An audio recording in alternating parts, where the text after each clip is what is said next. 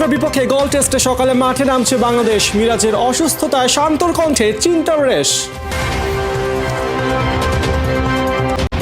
লঙ্কান সিরিজে তুরুপে তাস হবে জাকের আর লিটনের ব্যাটিং। সাবেক ক্রিকেটারদের আশা সিরিজ হবে এক্সাইটিং। কাবরেরাকে বরখাস্ত করা নিয়ে মুখোমুখি অবস্থানে বাফুফের কর্তারা। জনদাবির বিপরীতে উঠে আসছে নিয়মের বাধ্যবাধকতা। ক্লাব বিশ্বকাপ ঘিরে উত্তেজনার ছড়াছড়ি। রাতে লস অ্যাঞ্জেলেসের মুখোমুখি হবে চেলসি। শ্রীলঙ্কার মাটিতে শ্রীলঙ্কার বিপক্ষে টেস্ট সিরিজ জয় অতীত হয়নি কখনোই। তবে এবার লঙ্কান সিংহ বলদের হুঙ্কার দিলেন টাইগার কাপ্তান। মিরাজ এখন অসুস্থ, সিরিজ শুরুর আগে তাই কিছুটা দুশ্চিন্তায় নাজমুল শান্ত। গলে 2 ম্যাচ সিরিজের প্রথম টেস্ট শুরু মঙ্গলবার। আমার ব্যাটিংটা আসলে কোন জায়গায় হবে এটা কালকে আমি আসলে বলতে চাই, কারণ আমি চাই না যে আমার অপোনেন্ট যে আছে আগে থেকে ওই ধারণাটা পাক। অবশ্যই তো আমরা জিততে চাইবো। রাবণের দেশে বেঙ্গল টাইগাররা লঙ্কান সিংহ বধের মিশনে। বাঘ সিংহের লড়াই জমবে গলে। টাইগার কাপ্তানও হাসি মুখে সিরিজ জয়ের হুঙ্কার ছাড়লেন আত্মবিশ্বাসের সঙ্গে। যা অতীতে হয়নি, এবার কি সত্যি তাই ঘটবে?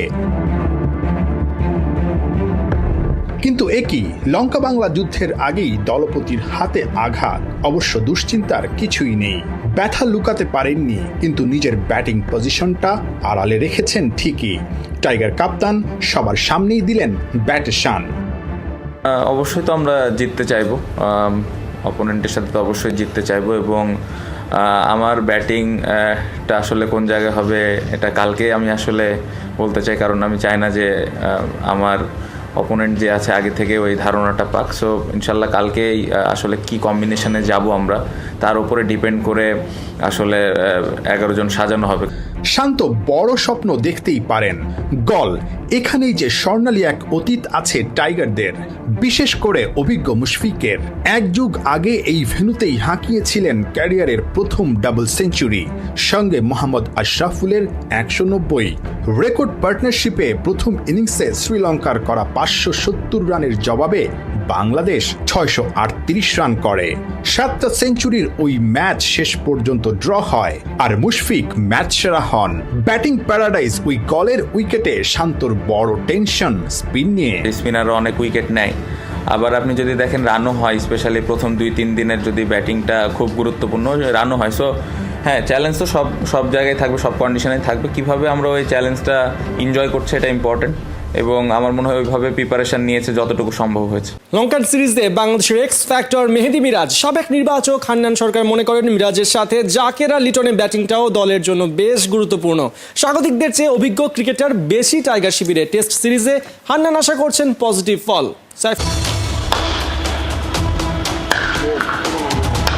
সাদা কি লাল বল বাউন্ডারির ওপারে উড়িয়ে মারেন আরামসে। পাওয়ারফুল ফিনিশার জাকের আলী ভরসার নাম। 2024-এর মার্চে জাতীয় দলে অভিষেক। ব্যাটের ঝলক দেখিয়ে বছর পেরোতেই বনে গেছেন 3 ফরম্যাটেই অটো চয়েস। এখন অবধি 5 টেস্টে 450। জাকেরের দ্রুত রান তোলার সামর্থ্য ফায়দা দিচ্ছে টিম বাংলাদেশকে। গলের টার্নিং পিচে কিংবা লঙ্কান সিরিজে মিডল অর্ডারের জাকের লিটন ম্যাচের পার্থক্য করে দিতে পারেন বিশ্বাস সাবেক নির্বাচক হান্নান সরকারের। জাকের তো আসলে খুবই ইউজফুল প্লেয়ার, মানে যে ফরম্যাটেই খেলায় সেই ফরম্যাট অনুযায়ী সে খুব ভালো ম্যাচ আপ করে নিতে পারে, এটা একটা আলাদা গুণ তার। এবং সেই জন্য কিন্তু 3টা ফরম্যাটেই জাকেরকে এখন খেলানো হচ্ছে এবং সেভাবে প্রায়োরিটি দেওয়া হচ্ছে।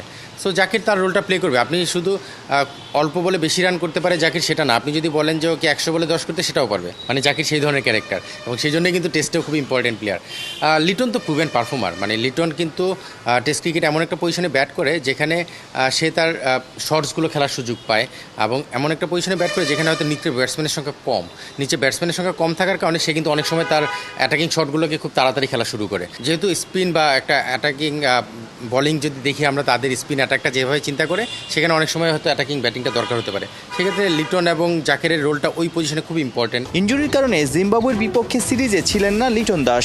এলকেডি ফেরায় একাদশে একজন ব্যাটার কিংবা বোলার কমাতে হচ্ছে টিম ম্যানেজমেন্টকে।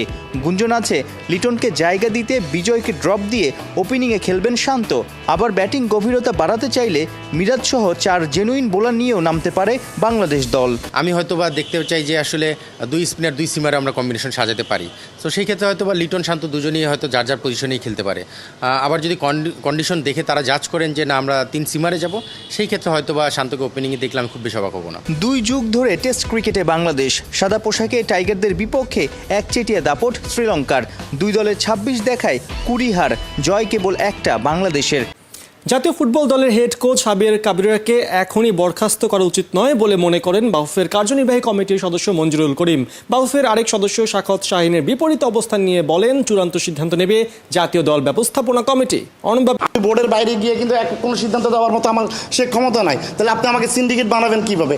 রেজাল্ট ভালো হলে তো আজকে এই প্রশ্ন আসতো না। সুতরাং আমরা এত সকালে আমার মনে হয় না যে আমি ব্যক্তিগত চাচ্ছি যে এই মুহূর্তে আমি ওনার পদত্যাগ চাচ্ছি না। আমি 18 কোটি বাংলাদেশের মানুষকে মুক্ত করার জন্য কাবরেরার পদত্যাগ চাচ্ছি। মুখোমুখি অবস্থানে বাফুফের 2 সদস্য। জাতীয় ফুটবল দলের হেড কোচ হাবিয়ার কাবরেরা ইস্যুতে উত্তপ্ত ফুটবল পাড়া। কেন ভরা হাটে হাড়ি ভেঙে কোচের পদত্যাগ চাইলেন শাহীন? কাবরেরার বিপক্ষে তার এই অবস্থানকে ফুটবল সমর্থকদের অনেকেই স্বাগত জানালেও বাফুফের দায়িত্বপূর্ণ চেয়ারে বসে আনুষ্ঠানিক সংবাদ সম্মেলনে এমন মন্তব্য করা যায় কি? ভাই, ওনার মতো একটা কথা বলে আমি বিব্রত হতে চাই না। বিব্রত হই নাই এই একটা মাত্র কারণে যে এটা উনি ওনার ব্যক্তিগত মতামত প্রকাশ করেছেন। উনি 18 কোটি মানুষের পক্ষে কথা বলেছেন, উনি বলেছেন। আসলে দর্শকটা খেলাটা উপভোগ করেছে, আমরা তো খেলাটা উপভোগ করেছি।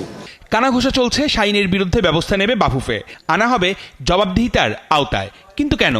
কাবরেরার অধীনে জাতীয় ফুটবল দলের পারফরমেন্স কি আপ টু দ্য মার্ক? 38 ম্যাচে 10টা জয়, 9টায় ড্র, বাকি 19টায় হার।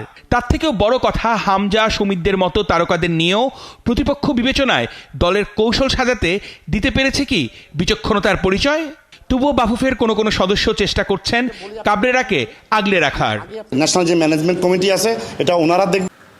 28 জুন বাফুফের আয়োজনে অনুষ্ঠিত হতে যাওয়া ট্রায়ালকে সামনে রেখে একে একে আসতে শুরু করেছেন প্রবাসী ফুটবলাররা। প্রথম পর্যায়ে সিলেটে এসেছেন যুক্তরাজ্য প্রবাসী তানভীর আহমেদ। বিমানবন্দর থেকে বেরিয়েই জানান দেশের ফুটবলকে এগিয়ে নিতে নিজ উদ্যোগ এসেছেন ট্রায়াল দিতে।